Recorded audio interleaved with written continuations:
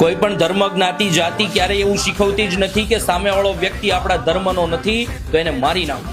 દુઃખ એ વાતનું નથી કે તમારા દ્વારા હુમલો કરવામાં આવ્યો, એ તો તમારી પેઢીઓમાં મળેલી તમારી હલકી તાસીર છે, જેનો ઇતિહાસ સાક્ષી છે. દુઃખ એ વાતનું છે કે તમારા દ્વારા કોઈ ધર્મને ટાર્ગેટ કરવામાં આવ્યો, એમ કહીને લોકોને મારવામાં આવ્યા કે તમે હિન્દુ છો.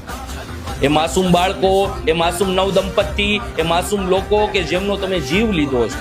મને નથી લાગતું કે તમારો ઇસ્લામ અથવા તો ઇસ્લામના ગ્રંથો આવું શીખવતા હોય, અને પાકિસ્તાનમાં કદાચ જો આવું શીખવવામાં આવતું હોય તો તમારા ગ્રંથોમાં ક્યાંક પ્રિન્ટિંગ મિસ્ટેક લાગે.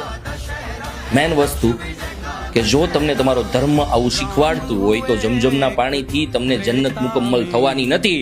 અને વાત રહી જવાબ આપવાની, તો તમને અમારી પ્રગતિથી જલન છે ને, તો હવે જવાબ પણ પ્રગતિથી મળશે, પરાકાષ્ઠાથી મળશે, પ્રામાણિકતાથી મળશે, ને સામી છાતીએ મળશે.